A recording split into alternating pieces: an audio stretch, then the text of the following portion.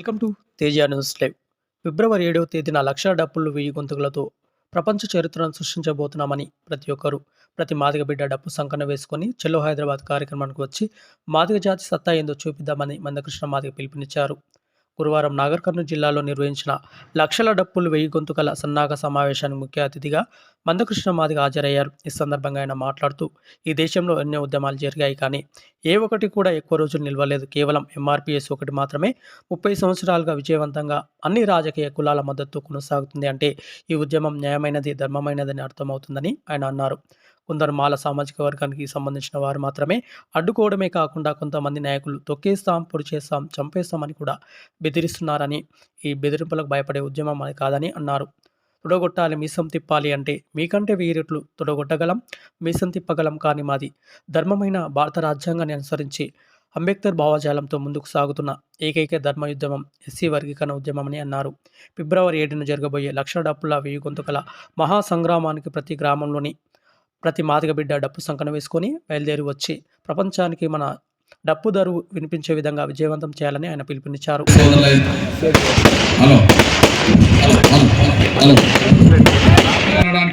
Madiga demand వైపు ఉన్నదానికి ఇది ఒక సాక్ష్యం.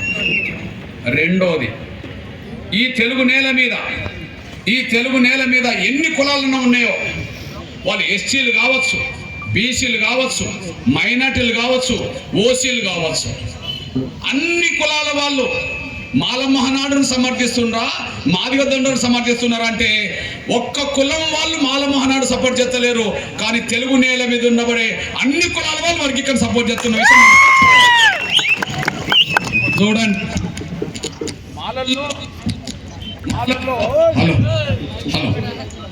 మాలల్లో ధర్మరాజు లాంటి మాల తమ్ముడు ఉన్నాడు.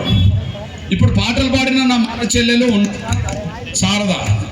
కానీ నిన్నగాక మొన్న నేను సోమాజిగూడలో ఒక మీటింగ్ పెడితే బ్రాహ్మణ ఆడపిల్లలు, వైశ్య ఆడపిల్లలు కూడా వర్గీకరణ జరగాలని డప్పు అనేసి కూడా మీరు మర్చిపోతారు. సాధనం పోతున్నాను నేను.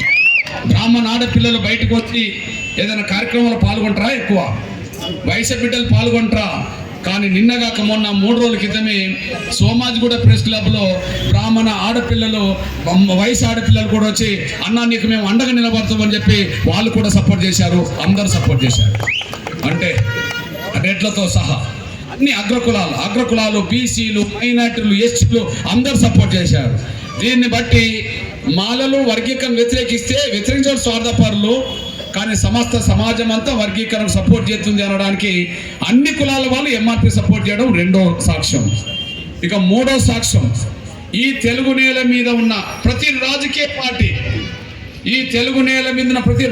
పార్టీ ఎస్సీ వర్గీకరణ జరగాలని కోరుకుంటుంది. దీనికి సాక్ష్యం నేనేం చెప్పాలి? ఉమ్మడి ఆంధ్రప్రదేశ్లో చంద్రబాబు నాయుడు గారు ఎస్సీ వర్గీకరణ మీద తీర్మానం పెట్టిండు. చంద్రబాబు నాయుడు గారు 98లో ఎస్సీ వర్గీకరణ తీర్మానం పెట్టిండు. ఆ తీర్మానానికి అన్ని రాజకీయ పార్టీలు ఎస్సీ వర్గీకరణ జరగాలని చెప్పి 294 మంది ఎమ్మెల్యేలు బలపరిచిండ్రు. ఒక్క ఎమ్మెల్యే కూడా వ్యతిరేకించలేదు, ఇంక్లూడింగ్ అందులో మాల ఎమ్మెల్యేలు కూడా. చంద్రబాబు నాయుడు ప్రభుత్వ హయాంలో అసెంబ్లీ తీర్మానం చేస్తే అందరూ మద్దతు ఇవ్వడం అంటే, అసెంబ్లీ తీర్మానం ఏకగ్రీవం జరగడం అంటే అన్ని పార్టీల ఎమ్మెల్యేలు, అన్ని కులాల ఎమ్మెల్యేలు సపోర్ట్ చేసిందనే విషయం అర్థం. ఒక పార్టీ వ్యతిరేకించలే, ఇంక్లూడింగ్ మాలలు కూడా అందులో వ్యతిరేకించలే. రెండోది, 2004లో వైఎస్ రాజశేఖర్ గారి ప్రభుత్వం కూడా 2004లో అసెంబ్లీ తీర్మానం మళ్ళా పెడితే అన్ని రాజకీయ పార్టీలు ఇంక్లూడింగ్ మాల ఎమ్మెల్యేలతో సహా ఎస్సీ వర్గీకరణ సమర్థించారు. అంటే ఒక్క పార్టీ వ్యతిరేకించలేదు. పోనీ ఇప్పుడు తెలంగాణ వచ్చింది. 2014లో గౌరవ కేసీఆర్ గారు ముఖ్యమంత్రి ఉన్న సమయంలో ఎస్సీ వర్గీకరణ జరగాలని చెప్పి తమ్ముడు గిద్దరామ నరసింహ వచ్చేశాడు. ఈ దేశంలో అత్యున్నత న్యాయవ్యవస్థ సుప్రీంకోర్టు అవుతే, ఆ సుప్రీంకోర్టుకు బాస్ చీఫ్ జస్టిస్ అవుతే, ఈ దేశంలో అత్యున్నత న్యాయవ్యవస్థ సుప్రీంకోర్టు అవుతే, సుప్రీంకోర్టుకు బాస్ చీఫ్ జస్టిస్ అవుతే, ఆ చీఫ్ జస్టిస్ గారి ఆధ్వర్యంలో గౌరవ చంద్రచూడ్ గారి ఆధ్వర్యంలో ఆగస్టు 1న సుప్రీంకోర్టు 7 జడ్జిలతో కూడిన రాజ్యాంగ ధర్మాసనం ఎస్సీ వర్గీకరణ జరగాల్సిందని చెప్పి సిఫార్సు చేయడం జరిగింది. ఇప్పుడు చెప్పండి, వర్గీకరణ వద్దనేటోళ్ళు స్వార్థపరులానికి ఇంతకంటే సాక్ష్యం ఏం చెప్పాలి? వర్గీకరణ కోరుకునేది ధర్మం అనడానికి ఇంతకంటే ఏం సాక్ష్యం చెప్పాలి? వర్గీకరణను వ్యతిరేకించే వాళ్ళు స్వార్థపరులు అనే విషయం ఇది సాక్ష్యం. దళితుల్లో 59 కులాలు ఉంటే 58 కులాలు ఒకవైపు నిలబడ్డాయి. వర్గీకరణ జరగాలి, మా బతుకులు బాగుపడాలని. ఈ రాష్ట్రంలో ఉండబడే అన్ని కులాలకు సంబంధించిన ప్రజలందరూ, మేధావులందరూ వర్గీకరణ సపోర్ట్ చేస్తున్నారు. ఈ రాష్ట్రంలో ఉండబడే రాజకీయ పార్టీలన్నీ ముక్త కంఠంతో అసెంబ్లీలో వర్గీకరణ జరగాలని కోరుకున్నాయి. ఈ రాష్ట్రంలో చేసిన కమిషన్లు 3 ఎస్సీ వర్గీకరణ జరగాలని కోరుకున్నాయి. ఈ దేశ ప్రధాని రాష్ట్రపతి వర్గీకరణ జరగాలని చెప్పిండు. ఈ దేశ ప్రధానమంత్రులు వర్గీకరణ జరగాలని చెప్పిండు. ఈ దేశ అత్యున్నత న్యాయ వ్యవస్థ సుప్రీంకోర్టు వర్గీకరణ జరగాలని చెప్పిండు. స్వార్థపరులు మాలల్లో స్వార్థపరులు వర్గీకరణ వ్యతిరేకిస్తే సమస్త సమాజం నా జాతీయంతో నిలబడ్డది అంతా సాక్ష్యం. దయచేసి వర్గీకరణ అడ్డుకునే స్వార్థపరులారా, కనీసం ధర్మరాజు లాంటి ఆలోచన తీసుకొచ్చుకోండి. దళితులందరం ఏకమవుతే భవిష్యత్తులో రాజ్యాధికారం వైపు పోరాటం సాగించడానికి అవకాశం ఉంటుందనేసి మర్చిపోతారు సార్.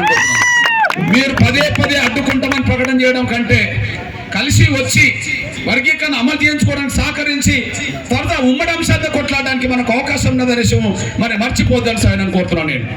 అయితే నా ప్రజలారా, ఈరోజు ఎంత వచ్చాము వీడికి, సమాజం మనకు మొత్తం అండ ఉన్నమాట నిజమే. సుప్రీంకోర్టు తీర్పు తర్వాత ఇవాళ రోడ్ ఎక్కాల్సిన అవసరం మనకి ఎందుకు వచ్చింది? సుప్రీంకోర్టు తీర్పు మనకు అనుకూలమైనప్పుడు రేవంత్ రెడ్డి గారు కూడా మనకు అనుకూలమని చెప్పిన, సుప్రీంకోర్టు తీర్పు మనకు అనుకూలమైనప్పుడు రేవంత్ రెడ్డి గారు కూడా మనకు అనుకూలమని చెప్పినప్పుడు సుప్రీంకోర్టు తీర్పును అమలు చేయకుండా రేవంత్ రెడ్డి గారు మరి ఎందుకు వెనుకాడుగేస్తున్నాడు? ఇది ప్రశ్న. ఆయన వెనుకాడుగు వేయడం వల్ల మనం రోడ్డు మీకు రావాల్సిన పరిస్థితి వచ్చేసింది. అందుకు సాక్ష్యం మీ అన్నగా చెప్తున్నాను నేను. సుప్రీంకోర్టు తీర్పు తర్వాత మళ్ళీ ఇట్లా రోడ్ ఎక్కుతామని నేను అనుకోలే. రోడ్ ఎక్కాల్సిన పరిస్థితి ఉత్పన్నం అవుతుందని నేను అనుకోలే.